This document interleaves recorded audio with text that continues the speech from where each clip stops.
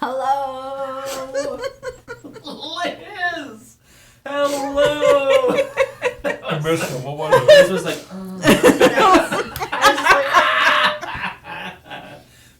Hi. hello. I think it's better when you did it. That was pretty good. Oh no, my frozen yogurt is all over my face. Hi, welcome to RPGClinic and to a new year. It's 2023 for those of you watching in the future or in the past. Well, How are they watching in the past? Great question, John. Time travel. Yeah. No, people that live on the west coast of North America, so they're 2 hours behind us. Right.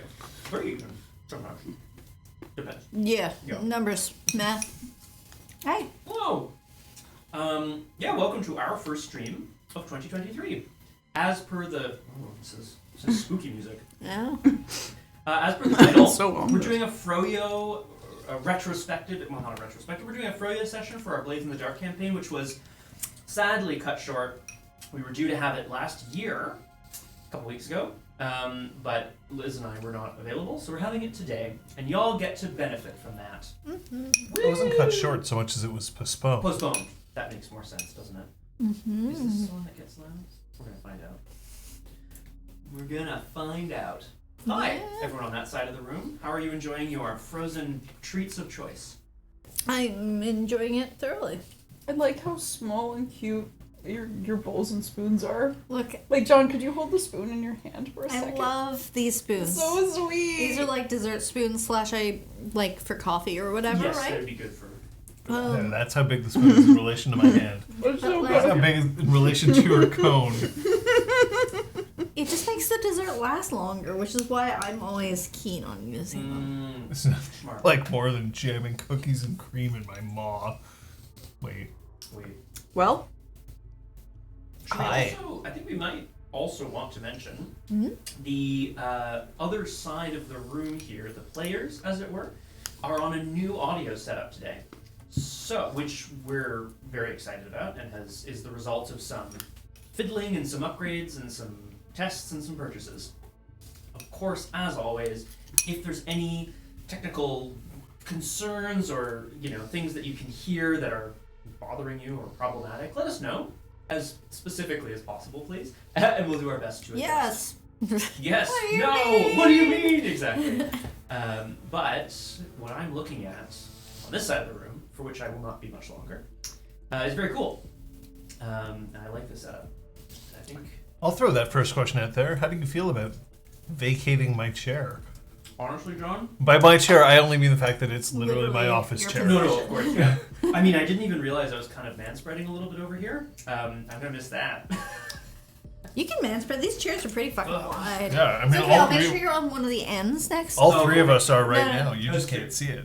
I Yeah. can. Oh, my God, boy. I really Yeah, can. there it is. Whoa, that's a lot. Yeah. that sounds a bit Distant. distant. No, It's so because yeah. Scott's not speaking into the microphone. He's not good at tonguing the mic. now John, on the other hand. the players, on the other hand, so Avatar, I think that's a good observation. Yeah, unless it is just me that's directed towards, but I think I it can would turn you make up a little sense- bit. Well, no, I think if it's you three, it's because you are a little more distant from the microphones. Was it? Scott sounds a bit Oh. distant. No, it's just, yeah, it's just my fault. It's you. You're not. Been singled out. You. I'm not gonna chew into the microphone. You. either. Well, you know. There we go. Oh, good Thanks, weirdness. weirdness. No, weirdness. I think that's the most important thing. That's actually really nice to hear, though, because We never hear that. we did choose. Legit. Technically, like, the most optimal sound would be having a well-placed lavalier either on our face or in our hair or on our shirt. But, What do you mean in our hair? yeah, taped to your head. Or your hat. Because that's, like, the closest you can, like, get a little more isolated with it. But typically, that requires someone to be listening in live, monitoring it, and, post-editing anytime you accidentally scratch your face or, I don't know, exist. Yeah. What you don't Have see facial hair, how dare, like, is that yeah. the microphone is just out of frame. It's here. There's one over there, and there's one over there. Yeah. which is such a great. I think it's a great solution. I think it's a great way of doing things. Yeah, I'm really, really, really excited about what the future might hold Yeah. for our audio setup. She said breathe a little heavy. I did it. Nailed it. I never understood the discipline required to be a musical theater performer. To have a mic on your face, I would be slamming that shit all the time, like in and out of character. I'd be like, oh, like all the time. You just have to, I'd be slamming that shit all the time. Yeah. Yes, sir. My favorite is the ones when they're wearing it as a headset and they have to kiss because you watch them coming closer and closer and closer, and then just as one, they both go. Like it's, oh my god, it's so natural. Yeah. Wow. Incredible. And you know that there's an SM or a sound mixer who's like their finger on the button so that when they pull that microphone away, it just doesn't sound like Crunch. Yep. Yeah. What do your kisses sound like? Crunchy. when we kiss, it's like fireworks or feedback. One of the two. Happy New Year! That's 12 years. I mean months. Holy shit. Fuck. Happy New Orangia, Year. thank you so much. Thank you for the year. I'm glad that you're deep in the woods and safely arrived, presumably, not just like you pulled over on the side of the road, You gave up on the baby. You were just like, you can live with the deers, the deer and the raccoons now. You just gave baby away. You just on your phone. It's just like, fuck it, we live in this car on the side of the road now. I'm assuming you're actually safely arrived. Yeah. That's the hope. Raccoons, I don't believe, are native to Oh. that country. I don't know. That place.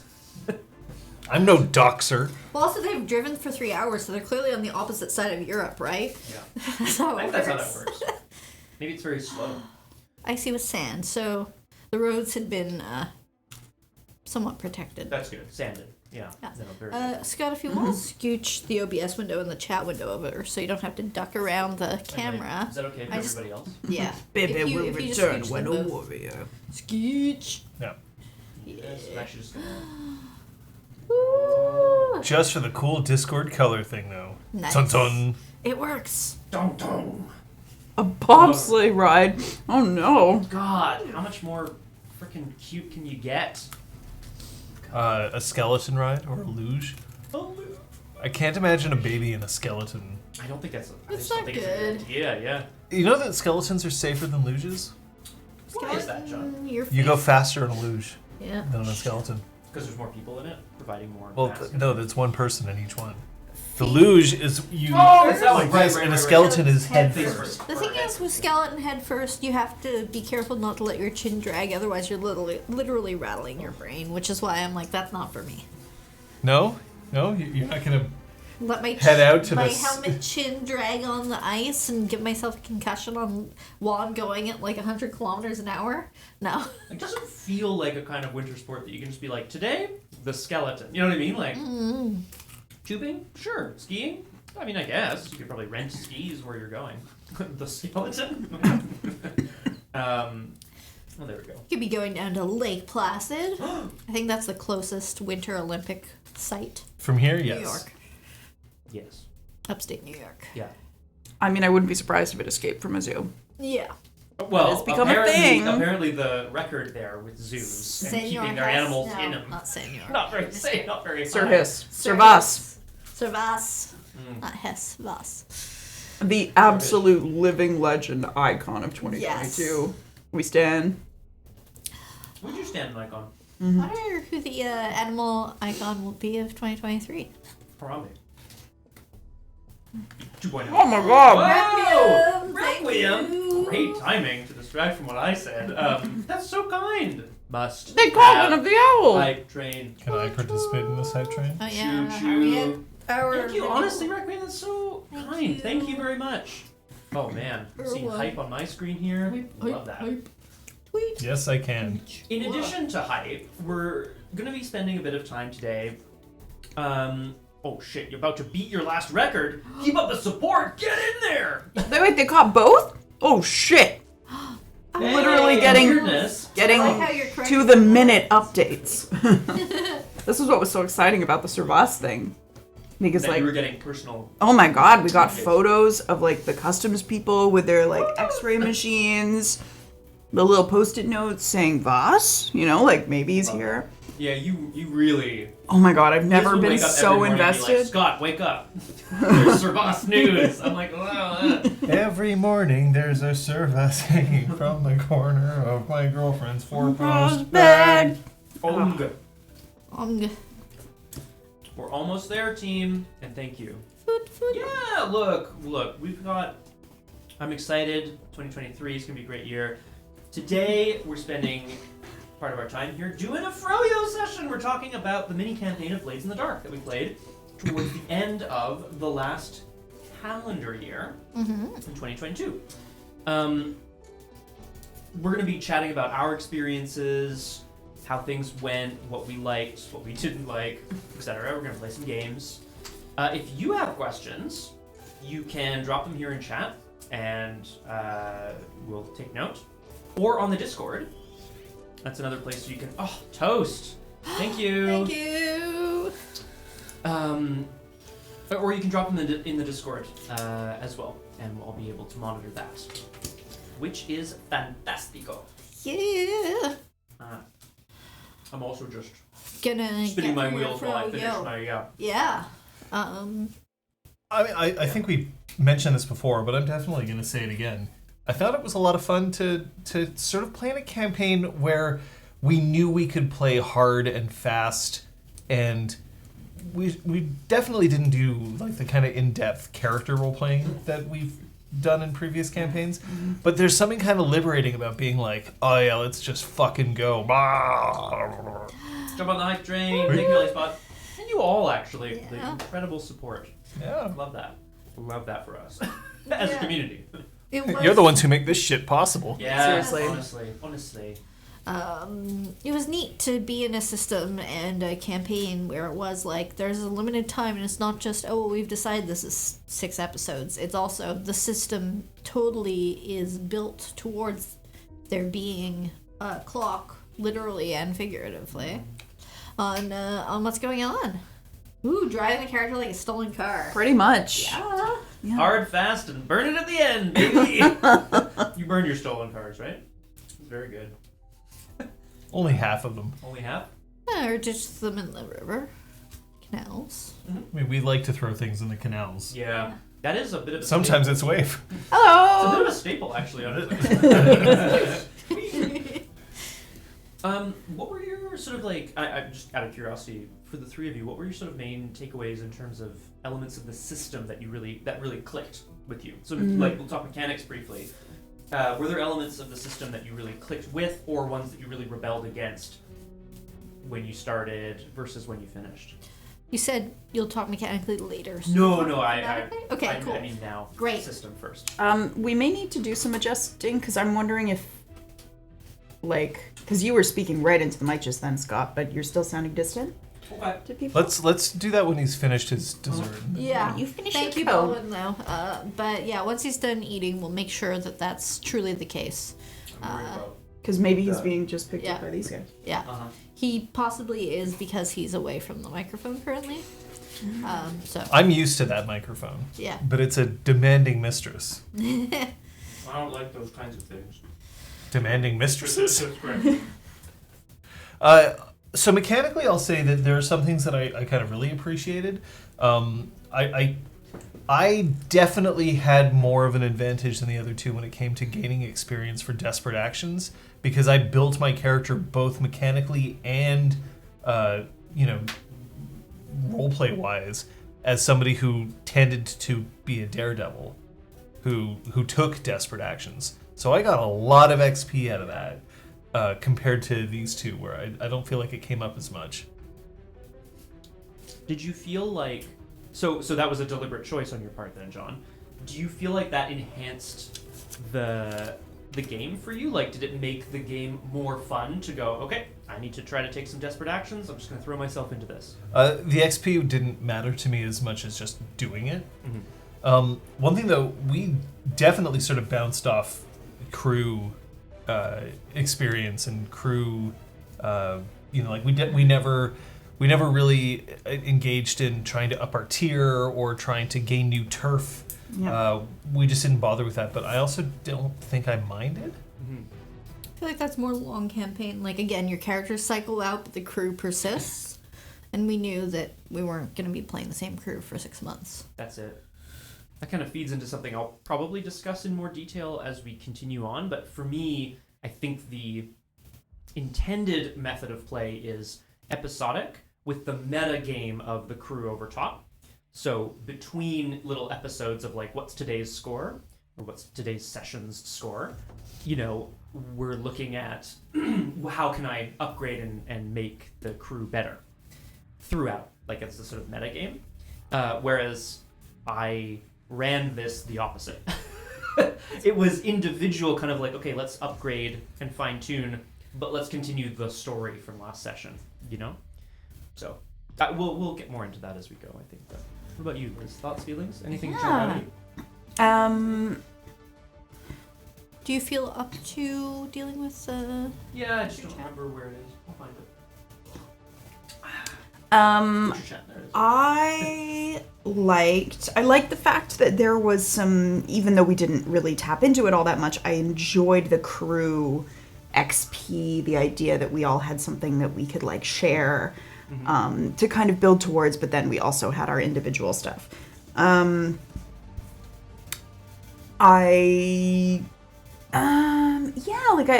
were some things about the XP accrual that I enjoyed. Other things that I felt like I didn't quite get a handle on, maybe in our limited playtime. I liked the downtime elements, because often like we would start games, like in our longer form campaigns, we would start up and we would be like, okay, how many days have passed? How much willpower have we regained? How much glamour have we gained and all of that? But the fact that the downtime was such a specific element of this system meant that we were talking about it in between. We got all our ducks in a row, and then when we showed up for the session, we knew exactly what had happened between then and now. So that was cool. It forced you to do it mechanically. Yeah, I think XP expenditure is one of those things that, like, perhaps one week you're really excited because it's like, oh, I'm going to reach this new tier. I'll get this new thing, this new toy that I've been wanting to play with. And other weeks it's like, I'm just going to save it. Whereas, you're right, downtime's built into the game. You have to take these actions, you have to do these things, and you have to make those decisions. Blades in the Dark has an injury system that I find is quite interesting, but I also recognize that as a group, we're not used to dealing with it that way. Because it's hard to drop injury. Yeah. It takes a long time to heal from it. And there's definitely I think that also we played it up a little more. Like, I think that we were definitely having it come into play more than it needed to be sometimes. Like, you know, how often does a cracked rib actually affect what you're doing versus not? I mean, that's why I was frequently checking in specifically, because, if I was just, like, trying to read a book, my cracked rib was going to bother me. And leaping off a rooftop. Definitely. But would a cracked rib care about you running compared to, like, you swinging a sword? Like, that's it. I think that there are some injuries that you can take which are very, like, you know, precise, and some which are just like, oh, I hurt my back. Well, if you hurt your back, that affects everything you do. That affects thinking. Yeah. As someone who's now in his mid-30s, I can confirm hurting your back affects everything you do. So, but I do like the fact that an injury feels like it's a thing. It feels like it's an important thing that if you take it forward, it's going to affect you. Whereas in other games, getting injured is like, I guess, for the current encounter, that's going to be a problem, but then it'll just go away. Yeah. Or even for D&D, where you can't get hurt. Your HP can go down, but you're as effective at 1 HP as you are at 50. That is a good point, actually, yeah. And sometimes you have a doctor in the chat, and they absolutely fucking school you. Yep. On cracked ribs. Very true. Yay! We love it. Probably read. Yeah, probably. What do you think of, oh, hello! Oh my goodness, we got TT and Kung Fu Fenders jumping into hello. What did you think about the aspect of the system? I know we kind of bounced off this a little bit at the beginning as a group.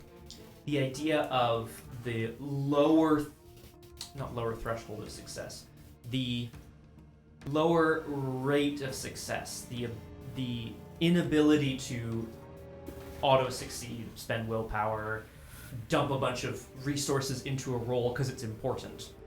If something's important, it's just as important as any other role you're making in terms of what you can do to affect it. Do you feel like after a few sessions that evened out or at all? I personally love it, but I'm also not a player most of the Yeah, I time. mean, that's fair. I do think that there comes a time where getting used to failure can be good for you, because I have definitely seen, not necessarily in this group, but I've definitely seen it where a player is used to rolling and being able to get successes, and then they run out of willpower or they fail one roll, and they just look at it and just like, well, then I guess I'm fucked. I failed one roll. I hate the game now. I feel like I'm useless. And not recognizing that you're not supposed to succeed all the time. Otherwise, why are you rolling? And there are certain systems, I feel, where it's a little too easy to be like, well, I'm always going to guarantee that I can make this roll. And then if you don't make it, if like that 1% chance, it's like that. It's like in XCOM. If you have 99% chance of hitting somebody and then you don't hit, and you're just like, fuck. But like, you have to miss 1% of the time. Yeah. So I liked it, but I'm never a player. Yeah. So ask these two. Yeah. For me, the failure didn't. It at first it was a learning curve. It was like coming from Exalted to Changeling. All of a sudden, we were failing more, and I was like I had to recalibrate.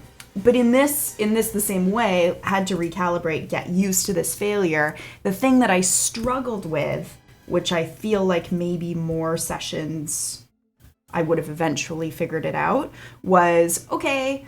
If you want to avoid consequence, you're taking stress for a million different reasons. But it's the idea of once you've maxed out your stress and you take a trauma, you're out. You've been voted out of werewolf. So that's it. And I know that there are ways you can still feel included and ways you can still feel a part of it. But that I think might be a streaming specific problem. Honestly, yeah, because sure. Our streams are 2.5 to 3 hours, and if you're not aware of like, if I'm gonna tap out, I better try to tap out late, so I'm not gonna roll as much because I'm trying to conserve my like remaining stress and that kind of stuff. So that was like a little extra management that I wasn't crazy about, and that came as a result of how easy it was to fail. Yeah. So like the failure itself wasn't the problem, but it was the idea that if you fail too much, you're just out.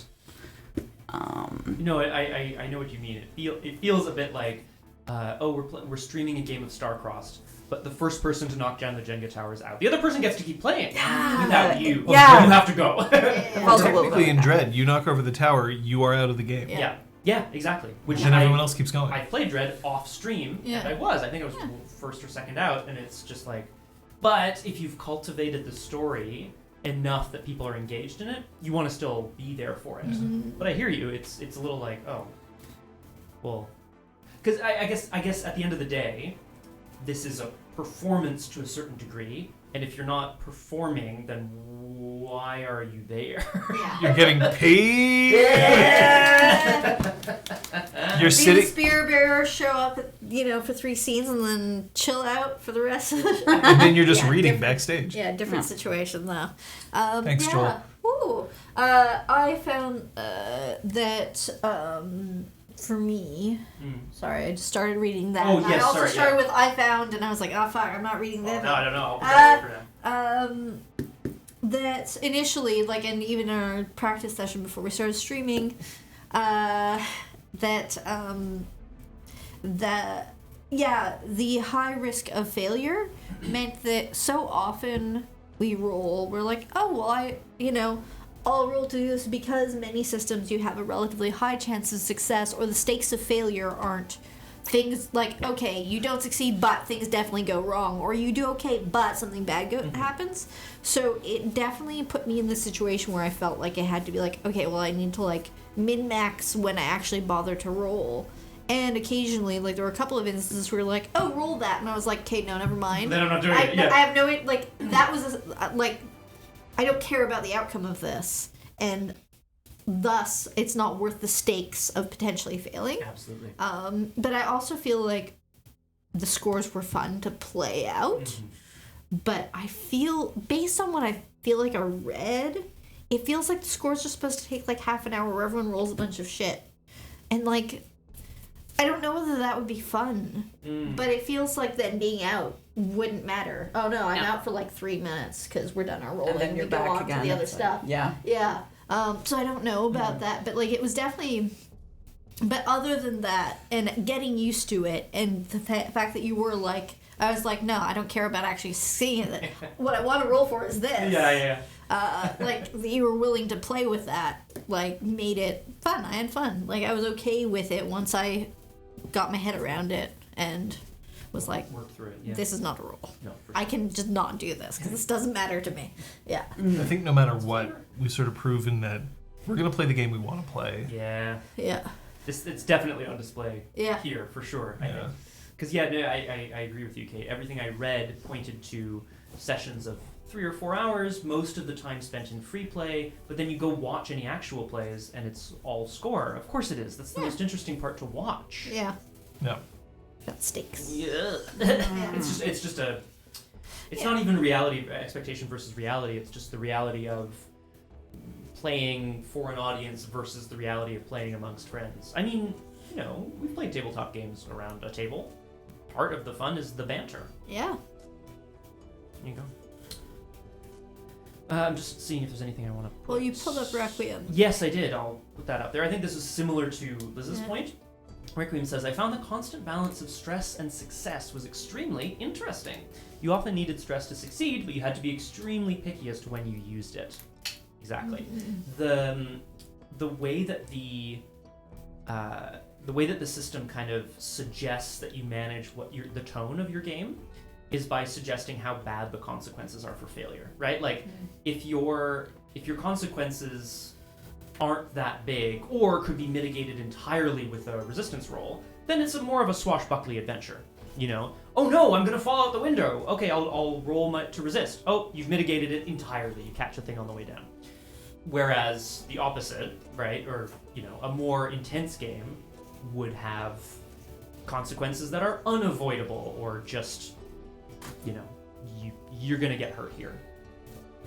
Those wouldn't last very long. I think I learned the benefit. Like, if I were to play this again, I would build my character differently. Okay. Like, I thought a really specialized character would be a good thing for a game like this.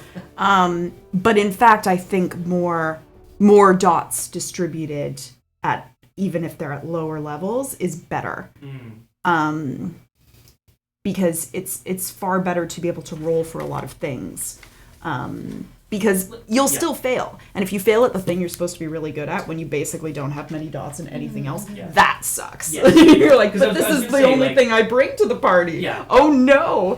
I feel like, you know, better in the sense, you know, it's a better way to build your character in the sense of, like you said, there's less of a chance that you're gonna go, guys, this is the one thing I can do. Fuck, I dropped all my tools. Or whatever it is. exactly. That sucks. Yeah, that doesn't feel very good. And like failure still happens, but I think it's more interesting to be able to do more rolls. And if you don't have any dots in something, That's true. it's idiotic to roll. Yeah. As opposed to just less advisable because you're just rolling your attribute. Yeah. You're taking a +1 diff because you don't have your ability points. Yeah, Like, but you can still do it. Yeah. And this one, it's like you got Yeah. a death wish. Yeah. This is Yeah. really nice from Sablica. I'm just gonna assume that that's Oh, yeah. the Ja. pronunciation there. Jablica. The different player approaches. So Kate's balancing, do I want to roll this? John jumping into the desperate stuff. Liz taking every opportunity to attune. Very good. Came through and made for a game that was fun to watch. That's awesome. Shablika. Jablica. Very good. Shiny. I think that's really cool to hear, because part of the, or at least what we feel is one of the reasons to sort of like role play and engage with story and engage with the characters that you're watching as a viewer is if the PCs, if the characters have strong driving goals but are different from each other, right? And if that's reflected in the way that the players are choosing to approach the challenge of the game, even better.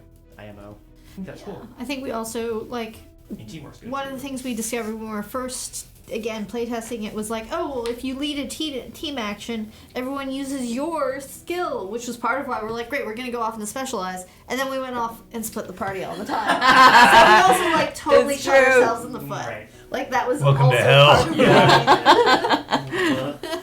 Population, you, me. if you stayed as a group all the time Right. and you did leverage that, like, lead a group, I think that you'd feel the pain a little less. But I Probably. think it would still be there. I mean, if and we were bruisers, specifically not being, like, it hurting to roll, for sure. Yeah, I agree. when you were like, oh. Which is why I was just like, no, I don't actually want No, to no, do don't that. do Yeah. I'm Do gonna that. choose not to roll here. But yet we also built ourselves Yeah. because we were so specialized. Like, it's funny in hindsight because it feels so obvious. Like, we all built our characters to be incredibly effective at specific things. So why would we move around in a clump? Yeah. Because one of us should be here. Also, why would One of three us should be shadows over move there. around in Yeah, groups? exactly. But this is all Shadows hindsight don't stuff. move in groups, famously. yeah, if we were bruisers and we were like all three of us cracking knuckles and stuff, then Yeah. that'd be one thing. Because then we'd all have to be kind of good at punching things, and then we could all have a specialty. Yeah, And that makes a bit more sense because we'd be together a whole lot more. But yeah, we're shadows. that's it. We operate in secret. That's it. One of the examples. I think if you're less familiar with role playing games in general, I think Blades in the Dark does an incredible job at bringing you into how to play the game and what you should be doing, and and giving you like good tips for being a good player and a good storyteller. And I think that's wonderful. I love the way that it's written. So shout out to John Harper. But yeah, in the book, there's an example of play. And the crew are, if I'm not mistaken, bravos, fighty types. But there's like the talky fighty, the fighty, and the weird fighty. Like that's their jam. Okay. Exactly. Oh, thank you. Keep going. I will keep going. I'll keep talking while you adjust here. Thank you very much. Is that important? No. I want to move on, and not move on necessarily. This is all free form, right? We'll take a question from Discord, which I believe was Aramithius. Thank you, and thank you, Ellie-Spot. Thank you for the quick Yes, and appreciate. direct update. Thank you very Sounds much. better. Like, much appreciated. So there's a couple questions that we had on the Discord from Aramithius. One of them is mechanical, or system-wise, so I'll ask it again here. Blades in the Dark is a fairly loose system, but it does have the clock mechanic that Scott seemed to use very sparingly. Was there a reason for that? So this is, I suppose, a question more for me, but I would love to also, in a moment, turn it over and see, do you guys wish there were more clocks? But for me, I had every intention of using the system to its max. The clocks are meant to be a visual representation of the tension that you would feel in the game itself. This music is like super fucking intense. That one. Okay, there we go. It should be better. The clocks can be anything from, your downtime actions to the guards notice you to, I don't know, time till the target bleeds out and you need to get the info out of them till that. They can be countdown timers or, time until bad stuff happens timers. And I had every intention of using them, but I just felt like they were interrupting the narrative flow, the structure. Things were happening so fast that I was like, oh, I'll set a 6-segment clock. Oh, we're already there. Okay, I'm filling this clock in my own head and I'm doing it, Yeah. I think it's just a question of style. I wanted to be able to unleash things when they felt narratively appropriate rather than mechanically appropriate. But that's the way they're built. Mm-hmm. I think it's a cool system. Yeah, there we go. Did folks wish there were more of them? I mean, I feel like because we stream, we kind of have this sense of urgency already built into us sort of naturally. I think if we were not streaming, we would maybe be taking our time more discussing things and stuff, and then the clock mechanic would be really cool to speed things along. But we were already speeding ourselves along. True. So I didn't notice it as much, and I thought you introduced the threats at the narratively appropriate times, and if you were going purely mechanically and then our own flow was interrupted because of that to the detriment of the story, that wouldn't have necessarily been a better solution. I don't know. I liked how often you use them. Cool. All right. Yeah. Personally. I'd agree. I think that your best use of clocks, in fact, were as consequences. Being able to say, like, sure, you can do this, but the consequence, like for devil's bargains or for consequences for actions that didn't fully succeed, yeah, it'll just advance this clock. And that made me think, okay, the problem that I ended up encountering here is that often the clocks were things that I never wanted to advance. Like, I Right, never of wanted course, to yeah. risk it. Yeah. So, because on the one hand, I could be like, yeah, okay, so I'll get it. This is a 6-segment clock. One more segment, I can push it. But it often ended up being, it's a 4-segment clock, and we're going to fill it 3 in. And I'm like, well, No, I'm not doing the thing. I'm not doing that. That's too close. Mm-hmm. Yeah. So I think also we're just new to it. Yeah, I would say that like, would come with and experience. you were not only coming into a new system, but you're also coming into running a game and a stream at the same time. It's a lot of things to Yeah, juggle. I don't know what I'm doing over here. There it is. Yeah. I found that the clocks were a neat concept, but I agree that, like, we've been streaming for 7 years, and we also work in live performance, right? Like, I know that maybe at the moment more money comes from film, but, like, you're still, even on film, there's, like, a time limit involved. You're aware of the pacing of a scene, of the pacing of a moment, of the pacing of an entire story. So it's something that also we in particular are very aware of. A lot of us write seriously or less seriously, right? Like, but we're all very aware of all of those elements in addition to just being experienced role players and being aware of the fact that we're streaming. It's something that we are so innately aware of. Like, so much for me of theater rehearsal time is talking about the arc of the play. Don't sell the ending in the first scene, right? Like, all of this stuff. So we're so aware of when things should be paced that to then be like, oh, well, this is a clock and there's 1/4. We don't think, like, you're doing it naturally. Yeah, without yeah. drawing the picture We and don't need stopping to press the button to show everyone the clock. So, yeah, I think that for us particularly, it wasn't the right fit, but I can see that if we were just sitting around the table and we usually fucked around for 3 hours, which is totally fair and totally Yeah. fun, that it would be like, hey guys, there is a time limit, get some shit done. Yeah, like if in the last score, when Waif was like stuffed into that room, like locked in there, Yeah. if I had just chosen to stay, and, like, twiddled my thumbs and not gone out the window, I think eventually you would have been like, okay, there's a clock ticking down to when someone's gonna It's come poison and, gas. like, You're just feeling it. Yeah. you know, throw you off the premises completely or some shit like Yeah. that. Like, but you know, we all kind of we're like, okay, like we're moving, we're congregating, like it just happened anyway. Yeah. Absolutely. Another question from Requiem, which I'm going to put up on the screen here, for John and anyone else that wants to put in their input. In the second to last session, you said you were more concerned with failure than death. Do you believe this is a good mindset to have with other tabletop role-playing games, TTRPGs? Depends on the story. I agree. In this particular case, we knew that we were running 6 sessions. And I knew that it was a, like, hardcore, action-packed, like, for hell or high water sort of situation. So yeah, at that point, no, I'd rather die than fail. But I think that in other games, especially in like, say, when we've played Exalted or Changeling, failure should be seen as another part of life. Sometimes you don't succeed, but part of the story, part of the character is how do you handle failure? Yeah. Yeah, I think for the most part, obviously people come to the table with different expectations and with different styles and with different reasons for wanting to play, right? Like, that's why session zeros are so important. You don't want to sit down, start a campaign with someone and be like, oh, you only want to do this part of the strategizing and hitting things. I don't want to do that. You don't want to run into those things after you've already started playing. You want to know. But I would, if I can kind of paint people with a broad brush for a little second here, I think most of the time, if you're playing a role-playing game and you're a player and you're a hero, you want the hero to win when it's appropriate, right? Like, I think for the most part, you want your big conflicts, you want to come out as a victor, generally.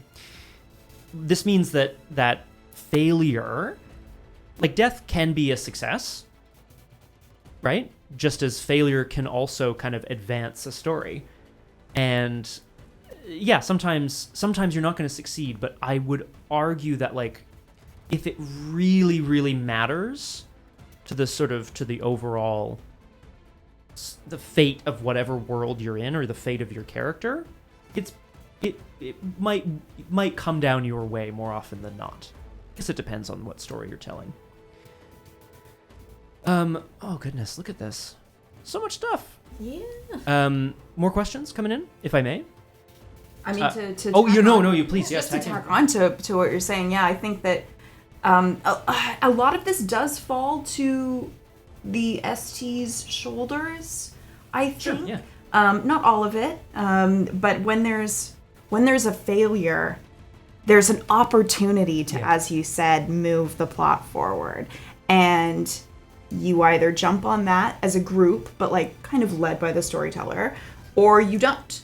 And if you don't, and everyone just slumps and goes, wow, this story would be so much better if we'd succeeded, that's where it's a problem. Yeah. It should be, I think the goal should be an equally compelling story, even though it's different. Yeah. Because it's just like a different It path, distills so right? much that I love. Yeah. This would have been so much better if we succeeded is not what you No, want to hear. no. Ever. Yeah. Yeah, but That it, was it so happens. cool that it we happens fucked up. so often. Yeah, you want to hear that, yeah. You just feel the energy getting sucked out of the room when you fail, and you're like, ah. And there are moments where something is a success, but a character dies as a result, and that's kind of like, It's never happened. and that and so everyone is grieving, but they also succeeded in something else, and like all of that messy mixture of emotions is so great. But also this system in particular, you die, your crew continues on. So Yes. Yeah. Yes. if you fail, you fucked up the mission for everyone. If your character dies, you're Yeah. disposable. Exactly. You find some other chump down the Toss it in the road. canal. Yeah, no Yeah. big Yeah. deal. Which also happens in other systems. Like I have played in tabletop games where it's like, oh no, we lost 2 people in the fight against this dragon. Oh wow, the next time we stopped and had these 2 people that are completely different, like characters. It's like the Jackbox but game we gosh, were playing yesterday. they appeared and they're now our new friends. Yeah. I won't post the entire story from Ellie's Spot here, but I just think this in particular, it certainly speaks to me.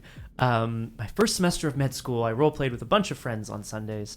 My friends worked in restaurants and had Mondays off or were unemployed. Our sessions ended at 2 a.m. and I had a 2-hour night bus ride home. I almost failed because of lack of sleep.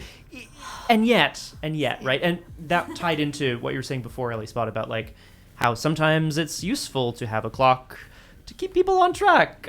Maybe that's why it's in the game, just in case. Yep. Going into theaters, what separated me from my previous role-playing group was like I was working evenings and weekends. And Yeah, they were that's it, right? Going into 9-to-5 type careers, so. It's one thing that's incredibly useful about streaming is we all now, having done this for so many years, we know our schedule. We know when we should be wrapping things up. Yeah. Yeah.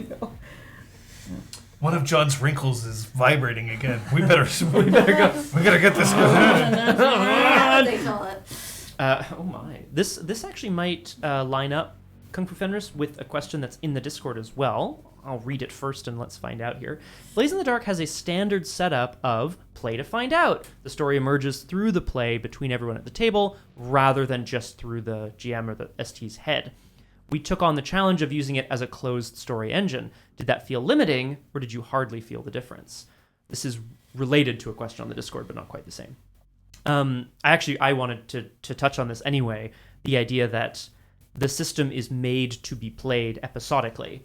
It's made to be played however the fuck you want to play it, but like, it's written to be episodic, and I clearly didn't want to do that because I wanted to create a tight 6-episode arc narrative where the players could uncover something and then take action on it, right? Even though it would have been easier to just go, okay, today is this, tomorrow is that, and I'm not going to worry about anything beyond that. Did it feel limiting, or did you hardly feel the difference? I mean, at least from my point of view, it didn't feel limiting. It felt more challenging because the system doesn't necessarily lend itself that way, at least to someone who hasn't run it before. So I felt like I was kind of cutting the teeth off of some of the mechanics to make things fit better. But what do you think? What do y'all think over there? As a player, of course, like, it's also a different ST style, so I can't necessarily, like, say that, but I feel like generally the games that we play, it is a large percentage of play to find out. You aren't there with pages and pages of scripted things where you're like, well, no matter what they do this session, the bad guy's getting away, and he's not going to come back for 5 sessions, because in between they're going to meet the goblin next session, and then the dragon the session after, and then they're going to all be really badly wounded the session after that. Like, and honestly, some of those can be really fun to play. Or if you play like a prefab campaign, right? Yeah, of course. Those are kind of great, right? But that's not what we usually play. It is more, okay, I'm going to throw a bunch of shit at the wall and see what sticks.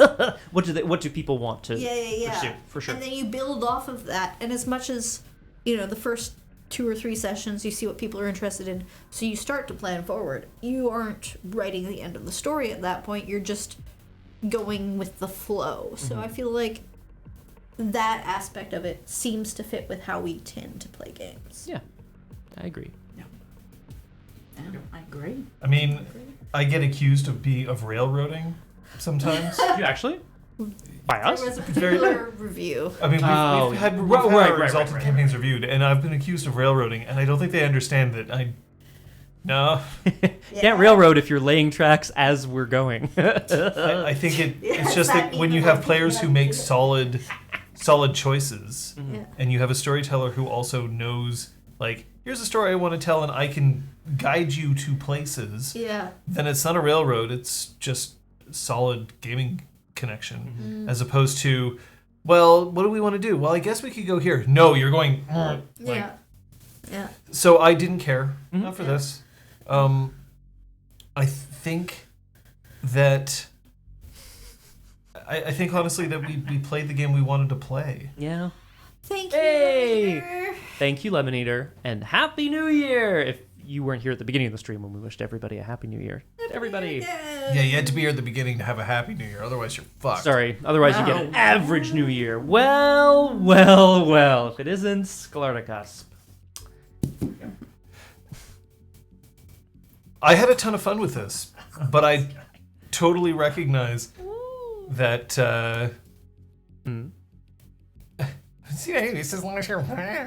I totally recognize that we didn't play it the way that other people will play it. For sure. And we definitely didn't play it the way that the book says this is how this game is designed. Correct, yeah. But I don't think anybody involved in the creation of this game would say that we did it wrong. No, I hope not. Although I'd love to hear that feedback if it does exist, but I don't think we would say that either. Another question from Aramithius, which I think is related, but an interesting thought here. It says, Blades in the Dark pitches itself as a fiction-first system or setting and tries to encourage lots of character play and drama. Did it match our experience? Did that expectation match what we got? And were there any elements of the game that helped or hindered a fiction-first style? Now, I mean, I'll preface this by saying I think everything we do on this channel is fiction first, right? Like, in the sense that what we create on RPGClinic are character-driven stories, as opposed to, trying to kill the baddie in as few moves as possible or whatever, challenges in that vein. I feel like we've already answered the question. Yeah, it's similar, eh? Really, all right. Like, that's fair. It's a good question, but we played the game that we wanted to play. Yeah. Just seeing if Sklarticusp here has anything to contribute. I haven't heard of Wicked 1, so I literally just took a note about it. Oh, cool. But yeah, it's apparently Blaze-like. Okay. But yeah, pick and choosing the mechanics that you want to interact with. Yeah, of course. If that's the case, that like you found times that you wanted to use the clocks, but there were lots of times that you just wanted to be like, now is when the thing happens. Right, exactly. They did something I wasn't expecting. Oh, shit, I guess we're doing something else. You should kind of apply that to any system that you work with, as long as you're transparent with your players about like, oh, well, I know that, you're supposed to roll a swim check anytime you're in the water, and if you don't have any dots in swim, you die. But we have decided, so don't waste your character creation points on buying swim just because some other storyteller makes you have to have those dots. I'm not going to make you do that. Like John's game, he doesn't make us track like how much food we have or how many dollars we have for basic stuff, which Only unless I specifically engineer a make it, situation unless where it's relevant. you have Yeah. no food Yeah. and you're in a place where there is not Yeah. food. So if you're going to play with the rules, it's good to find ways to communicate that to the table. Yes. But I think that it's just gonna be a better gaming experience no matter what system you're using. Like, do what feels good. Yes. Very true. As Yoga with Adrian would say, find what feels good. Oh, I like so I should just do the what is it? The lying down, stretching out pose. Yeah. What is that? Child Corpse. pose. Or Child something? pose. Corpse. Corpse. Yeah, corpse. Horse pose is And the one where happy you're on your baby. back. Happy baby is also. Like, I love those are my happy baby poses. We've definitely discussed this in other, maybe even today. But Shablika asks, how do you feel the game would work as a longer campaign? And I would say we'd have to be a lot more tuned into to building up the Moxie. The Moxie being the name of the crew, right? Like, there'd have to be a lot more attention paid and stream space devoted to making sure that the crew was a character unto itself. One of the crew XP questions that gets asked at the end of every session is like, did you express the crew's desires or sort of, method of being? Did you express what the crew actually is? And I certainly feel, at least from my side of the table, I always kind of struggle to answer that because I'm like, what is the crew if it's not these three people? Over and above the three individuals here, what is the Moxie? If it was the Moxie. The Moxie crew. The Moxie crew. Moxie My crew. apologies. Yeah. Right. There are some games that you play because you want to get lost in the world that's created, and there's some games that you play because you want to interact with the characters in that world. Yeah. Like Skyrim, it's about the world. Yeah. Right? And like it's a great world, and there are great characters in Skyrim. I mean, I'm not telling you anything that you two don't know. But Finally You're finally awake. Yeah. But you're not playing Skyrim because you want to get into a real in-depth story about like 2 or 3 people. I want to see how many wheels of cheese I can eat. Yeah. And what happens if you drop 300 wheels of cheese at the top of a mountain? That's the game you're playing. That is the game. And to me, Blades in the Dark is that game. Right. It's the game where it's really about the world and the world that you're playing in, and like if your crew survives, even if your character doesn't, then it's about like how far can we get this crew going. So in the end, that's not the kind of game I want to role play. Right now. Right now. Yeah. Who knows in the future? Thing is, I loved this game for what it was. Well, that's it. Yeah. If you had said that we were going to play this for 15 sessions, I probably would have started either trying to shift how we were playing, or I would tell you that I didn't want to keep playing. Yeah. But that's not to say that I would love to play Blades in the Dark again. Yeah. But just I think this is the kind of game where it's like a really decadent dessert. It's very filling and it's very good, but I definitely wouldn't want to eat it every day. I get that. Foos wrote 300 wheels of cheese. Between questions, I'm just Oh, gonna yes. say that I keep being like, oh my god, I can like scratch my chest without rustling a microphone. I can touch my face. Yay. So like, hopefully this is a good sound solution because it's very freeing. It'll get better as we Yeah. dial it Yeah. in and tweak it. Yeah. Absolutely. Question from Requiem. Is there anything that you would take from Blades in the Dark into other games, mechanically, thematically, or anything else? I mean, it's definite. This is a cheat for me to say this. If anyone has seen me play on this channel before, you'll know what I mean. I'm going to take a sense of risk from this game into other games. I'm going to take a sense of, it doesn't really matter what happens to my character. I'm just going to go big or go home, you know? The joke being that I often do that anyway. I don't know if there's any...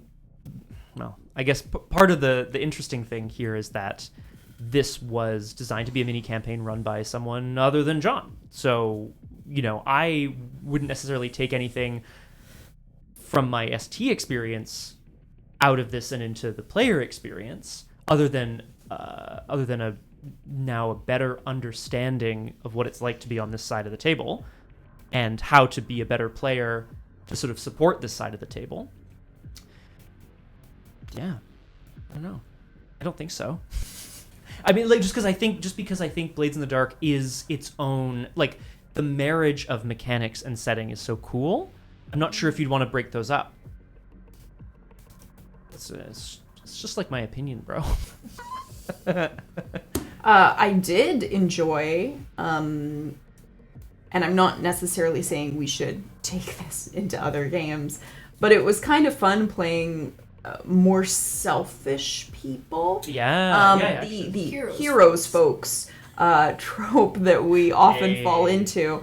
Like, for most of our long campaigns, we do try to, like, do the, for the most part, the morally upright thing. Oh, sure. Do we succeed 100% of the time? No. And I'm not saying I would want to change that, because I think playing a long campaign where we're just being dicks the whole time would be exhausting. But having, as John said, like a little dessert where we're all more self-serving, we're doing things for the money, we're a bit more mercenary, or like we just have different values. Waif was always going to prioritize the ghost comfort over literally all humans, except maybe these two. Like, and it was, you know, kind of funny playing a character like that. But yeah.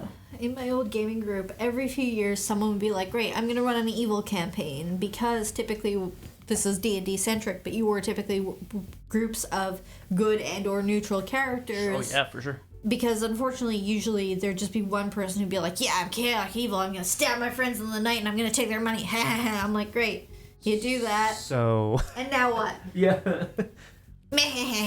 I don't know, this isn't fun anymore. Okay, I'm going to make a new character, and then you're back to being relatively good and neutral. So once in a while, that, like, fresh air of, okay, we're all going to be bad guys. Yeah. It was like a little highlight, but it wasn't like a consistent thing, like a permanent fixture. Yeah, palate cleanser in a way. Yeah. Very cool.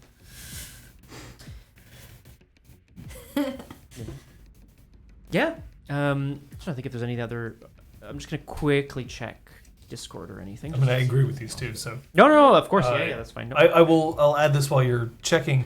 This is why morality systems in video games is very difficult to do, because it often is like, do you help the old woman across the street, or do you help her into a meat freezer, right? It's, or like, do you save the orphanage, or do you kill all the orphans? It's like, well, eventually the evil is so ridiculous that it's fun, but it gets very exhausting and very one note. So it's not that it can't be done. No, it's just that it takes. My favorite part about that, John, as well, is that because it's often binary and very extreme, what happens is at the end of the game, they're like, okay, well, you got +3 from helping the old lady across the street, but -6 from the orphanage. You know, like, so you end up having this weird system where, like, you did one really bad thing, but, like, you helped enough old ladies across the street, like, it's probably you're gonna get to heaven, like. Or you did one insignificant bad thing, but it means you can't get the good ending. Right, exactly, yeah. Because they're like, well, you were kind of middle of the road, and you're like, I just killed wasn't. one person, and it's because I clicked at the wrong time. Fuck. Well, like, look, I tried to shoot the kid. That trial, like, the trial is rigged. But, like, the whole trial of, like, oh, you were playing a new game, and there was a festival full of NPCs for you to interact with, and you interacted with them. Too bad, you're in trouble. Uh-oh. Like, yeah. Jeez. I want to play a game. Yeah. That's what I want to do. I want to play a game of... And shout out to Super Dylan for introducing me to this terminology, because I hadn't heard it before. This is a game that you're all familiar with, but it's called Knife, Fork, and Spoon. I'm going to propose 3 characters to you, groups of 3, and you each get to tell me who you would fork, as in fuck, knife, as in the back, and spoon, as in, cuddle with, get married to, etc. Typically FMK, but I just think the cutlery thing is a lot of fun.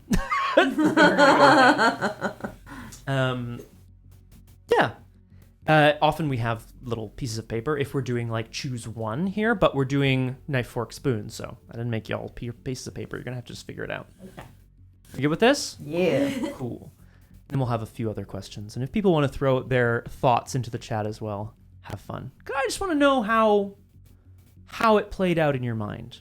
Okay. Let's just start with a group of 3 people from the game. Okay? It's some NPCs. So, Is this who our character would knife, fork, or spoon? Ah. Or who Who we we would would. knife, fork, or spoon? great question. You, the players. Okay. So this should be more That's interesting. good, because my character may not want to knife anybody. Or fork anybody. Or fork anybody, or honestly, Or spoon spoon anybody. The characters here are Griggs, the second in command of the Gondoliers, Telda, the Wraith, and Rowan Brace. Oh, easy. Okay? I'd knife Griggs. Okay. I'd fork Telda because it would probably be a little angry fork, but Yeah. it'd be a fork. And then I'd spoon Rowan because in the end he has his heart in the right place. That's nice. Maybe. At least in a righter place than the other 2. Yeah. I think I literally taken that Same. answer, yeah. Same. Oh, same. Okay. Same. Good. So good. We started with an easy. Yeah. That's good. I suppose that's You don't want to see what Griggs is like in the sack. Maybe Fuck no. No, not at all. Okay. I've seen what Griggs is. So we're good Don't there. like it, yeah. Okay. Obviously, for the game of knife, fork, and spoon, we're assuming that characters are of age and so on. Yes. It's important here because here's your next group of 3 coming at you: Mrs. Ward, the publican; Terrence, the messenger boy; and Inspector Volai of the inspectors. I'd have to knife the inspector because he's an inspector. Knife an inspector. I'd cuddle Mrs. Ward. Aw. I'd absolutely fork Terrence. Absolutely. Because otherwise I'd have to kill either Terrence or Mrs. Ward, and I can't do that. Can't bring yourself to do it, eh? Not either of them, no. No. I went to a lot of effort to get Mrs. Ward back. It's true. I seem to recall you blowing up a train depot Yeah. whilst riding away on a train. Or I hanging think on. I'm stealing John's answer again. Damn it. And it's a good answer, but I think I could see a situation where I fork Mrs. Ward and spoon Terrence. Aw. I feel like He's a little sweetheart, he too. needs a little bit more of a gentler hand. Right. Whereas Mrs. Ward's been, tending bar for a She number knows of years. what's up. In the world of Duskfall, she's probably like She knows her 45. ways around some cutlery. Yeah. Yeah. You know what I mean? And bread bowls? Push into that bread bowl. Oh. Sweet Oh. Jesus. All right. Last one. Okay. Think hard here. The characters are Thistle, Zane, and Waif. I'd kill Zane. They're gonna kill themselves. Like, instantaneously, I'd have to spoon Waif, because who wouldn't want to spoon Waif? Sure. And, Look. look, Thistle might be a little thorny, but She's got I so many think she might also personas be she kinda can tap horny. into. What's her name? Morgan Morgan Dangerfield? Dangerfield. There you go. You just forked Morgan Dangerfield. yeah, I could do that. But yeah, I'd kill Could you be Zane. He's a Morgan. little fucker. Could you be Dangerfield tonight? Yeah. It's so good. Nice. Incredible. Come on to the Incredible. Silver Sun Pleasure Barge, or whatever. Was it called that? Doesn't matter. Thoughts, feelings? Same? Hashtag same? It was. Got it right here. Nice. Maybe it'd be the same. I don't know. I'm not asking. I also think that if you knifed Waif, like, she wouldn't really mind it. Because you get to... Join your ghosty. So Yeah, like probably, you right? could knife. Take Waif. me away. But then like knowing what I know about what Thistle did to everyone in the last episode, maybe I would knife Thistle. Uh-oh. Knife She was Thistle, cold. She was F cold. Zane, and Why did I just and remember Spoon last Waif. episode Other than being cold. You poisoned all of us. Oh yeah. No, I made you all sleep. Yeah. Yeah, Yeah. Yeah. And I slipped off into the night that's right. because it felt like an appropriate ending because we're at the end of the campaign. That's it. And I'm Well, so actually, that brings to mind another question I have, and you can be as elaborate with your answers as you want, but of all the characters that you've kind of met in this Whispers in the Water mini campaign, both the PCs and the major NPCs, is there one in particular that stands out as being like, oh, this person's gonna have the best future, the brightest future? Is this like this person is gonna go far? Duskfall. No. No one. That's kind of my thought too, but Thistle. but Thistle. But if it is, it's probably Thistle. You don't believe that little messenger boy is gonna have a No, he's gonna get chewed up. so chewed up. He's gonna get Probably by us. Yeah. Damn. You're gonna audition to join the troop. You're gonna be like, no way. Send him away. He'll come back. Well, yeah, with because a Thistle's gun. run off, so it would just be the two Take of us. me And we would, bring in Terrence to replace Thistle. Yeah. No, then Rowan would Yikes. try to counter recruit Terrence because he at least could find like the address. And we would He'll kick end up, Rowan's like, ass. Stabbed in the back in an alley my or something. God. Probably. I'm just saying probably. Wait a minute, that's not a bright future. No. But I don't know if I'd want to have a character have a bright future. In this setting, it doesn't seem right. Yeah. I mean, I guess like I mean bright future in the sense of like, oh, you're gonna be like the most crime powerful. boss, Yeah, the yeah. crime boss. But no, like I also I kind of agree. It's a bit of a cesspit. Yeah. But with all the literature, film, comic books and all that involve crime lords rising to the top, there's almost never I'm a crime lord, I rose to the top, and then I enjoyed life until I died quietly surrounded by my loving family. Well, that reminds me, I haven't seen the end of Scarface. How does it go? Whatever, right? Like, this is the tale of Tony Montana. oh, damn. Yeah. There you go. I don't know. Yeah. Any further questions from the chat? I didn't I just kind of wanted to get a sense of say hello to my little. Pull that way, Smurf. Oh, it's your little friend. Hi. Those were not being tethered. yes. Whoa. Pff. Oh shit. Close. That was close, but you're good. That was kind of the questions I had kind of going into this FroYo, just to get a sense of where people were at mechanically now that we've had a couple weeks to reflect back on how things went. And yeah, I think often there's like games to play and so on, but again, like we said, I don't think there's a particular value in kind of really doing a lot of deep character dives here. Is there something that if we could go back and do it again, is there something that each of us would do differently that we haven't already touched upon? That's a good question. Something I would do differently. I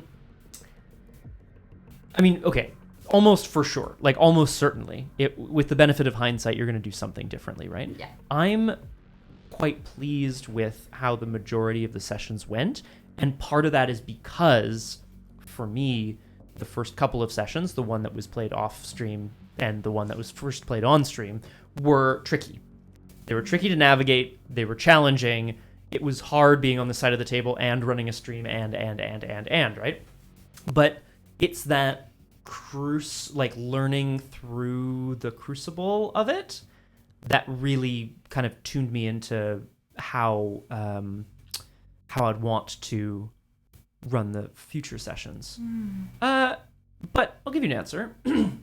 I would I'd probably pre-write descriptions of locations and characters so that I wasn't searching for words as much. That's just a personal preference, so that there could be more time dedicated to the players being able to interact with each other, either before or during scores. I think there was a lot of like negotiation around actions and stuff, which is awesome. But okay, this is going to be the manner. It's going to look like this. This is what I'm going to evoke with it, and it's written. Done. Excuse me. Yeah. Awesome. Well, of course, yeah. That was directed to everyone? It was directed to everyone. But yeah. Enjoyed the answer. On deck. I already said that I would Yeah. build my character differently. I feel like we did discuss mechanics. So, yeah. Yeah, no, I agree. Would you consider... Oh, this is a question here. Whoop. A Forged in the Dark game? Would you consider Forged in the Dark with more heroic setup? Again, like, I don't know if it depends. I'm going to use John's phrase here. This feels like a fun, rich dessert that's, like, meant to be enjoyed in small settings, or in small amounts, at least for the four of us. With a larger group, with a different group, not on stream, yeah, probably. I think this is really cool. But what we like to do on this channel, it doesn't lend itself quite as well, I think, to those types of streams. I'd absolutely consider. Oh yeah, of course. Yeah. The thing though is that there's a big portion of the mechanics of this game, especially when it comes to the crew, that we basically just said, Yeah. In which We're not case- going to get that far. We yeah. knew we wouldn't have enough time. Yeah. Yeah. But I'm not certain that part excites me that much, because I think that we are a bit more narrative focused. Like, if we earn turf, it's because narratively it makes sense to earn turf, as opposed to, oh, well, we accumulated enough experience and now we have a gym. Nice. So it's not that I wouldn't consider it, because I think that if anything, we've learned that we should be considering things with a wider net. Absolutely, yeah. And we are actively considering another Powered by the Apocalypse game, which admittedly is not Forged in the Dark, but it is still a... Powered by the they share some common ancestry. So... But yeah, it's... To me, it's that for us, for longer campaigns, we tend to interact better with different mechanics. Yeah. There's another question here. I want to put this one out and maybe pitch it as the last question. Do we want to move on to something else after this? I would be time-wise? down. Awesome. However, we have a question here from Avatar of Cain. You did a pre-stream session. This was a session, more than a session 0. We actually played a whole session and a half, actually, off stream. Knowing everything you know now and everything you learnt, do you think it helped more or less or about as much as you expected? We had a campaign not too long ago, Changeling Riverwild, where we did quite a bit of prep. I mean, we've spoken about this, but we did quite a bit of prep off stream, but not off stream, on stream. We did a lot of the prep, character creation, kind of building some of the setting on stream in front of audience. And what ended up happening is, at least from my point of view, is we didn't kind of negotiate some of the nitty-gritty until we were already in the thick of it. This way, we were able to negotiate some of how the crew was going to be built and how people wanted to play their characters and what the tone of the game was. We were able to negotiate that in a space without any sort of desire to be like, oh, geez, we better hurry. We better fucking hurry up, yeah, or we better keep it interesting. Yeah. So I think it helped more. It certainly helped me to have that ability to be like, okay, I don't have to worry about pushing any buttons. I just have to have my book in front of me and like fucking figure it out, which is great. So I'd say more than I expected. I'm committed to doing it for now. Every single Chronicle that we do that is more than just a one shot. Like, yeah, it's so much better for us to have that moment of no stress, and we haven't gotten anybody's hopes up. Either about the game itself or even about the characters that we're playing. Yeah. Because if we play a game and then we're just like, oh man, like I don't know if I want to play a lurk. It's harder if I've done it on stream already to then say, okay, well, hey, everyone out there, I'm not playing a lurk anymore. Now I'm going to play a Bravo or whatever. Sure. Right? But if I've only done it with this group, it's easier to do. And that's not to say that any of you would be like, oh, fuck John, he made a different decision. But like, What the hell? My feel immersion. It. You feel it. Yep, you do. I agree. It's not the first time we did it off screen. No. We started Exaltwitch Nexus before. Did several. Part of like why we started Exaltwitch Nexus in January of 2016, but we had been talking about it for a couple of months, and we were meeting to do practice sessions because it was our first stream and we didn't know what the fuck we were doing. Correct. But it was also because it was a brand new system, right? It was EX3 before the book was even physically available. We had the mostly finished like PDF. It was like the one that they were getting ready to send off to the printers. But I feel like it was so useful for us to get to know each other as role players, a bit about what our characters was going to be, and a lot about how the system was going to work. And we did it as well for Changeling the streaming. We did a couple of practice sessions where it was like, what do you do? And I remember Sophia hid behind a car and like used some spring. And I like that was it. Like I don't remember what use of spring it was, but like there were specifics about that I still remember. And it was a way for us to, in a like no pressure sort of situation. And if it's like I realize I don't know what spring does. Here, I'm going to take 10 minutes to read everything about spring. I'm not worried about making the chat board. Like, those kinds of situations. It's nice for us, I think. Yeah. Although, Ellie-Spot, I want to say we see your comment, and I think we're going to definitely take that into strong consideration. Oh, that's good to know. Super useful to know that folks want to know more about how the game works before diving into the narrative of it. Even if it's just a one person, the storyteller saying, okay, here's the core concept and here's the core mechanics, that might be really useful. I have to take these from all of you now. Oh, shit. What? It's true. Because you don't get them. It's time to kill us. Oh, because it may be useful. I mean, that one of those was just what we do pre-show, but maybe that matters too. It's very I'm possible. going to take it away from center, if that makes sense. Mm-hmm. You want to wrap up? I do want to wrap up. It's been an honor and a privilege before John executes me on stream. No, it's been an honor and a privilege to be on this side of the table for Blades in the Dark. This is just wrapping up the FroYo for Blades in the Dark, but the stream, my friends, is not over. I'm going to let John discuss what it is we're doing when he comes back over to this side of the table. I'm going to ask the three of you to either roll randomly or to pick a number between 1 and 6. Like, here. Yeah, I was like, I don't have a die. How's that possible? All right, I'm rolling a d10. Is One. everyone rolling a d10? Yeah. Okay. I have my number. 3. Oh yeah, did you want to know it? You said 1. 1, 3. 1. Okay, the two of you roll off. Okay. 8. 2. Excellent. All right. It looks like I'm going to take your seat. Okay. All right. I'm gonna go over I there. did bonk, But thank you all very much. You lose. It's been awesome. Yeah, I oh hit, shit! I hit right. my head. Now, everyone, how did that sound? Yeah. How bad was that? I'm sorry. A pretty big Is it like an angel sneezing in your ear? Probably not. It's okay. We're probably gonna like. Not bad, says Kung Fu Fenris. Not Oh, bad. your Okay, telephone. That's good. Thank you. Cause yeah, sorry, I totally. My shit! Hello, my precious. Yay!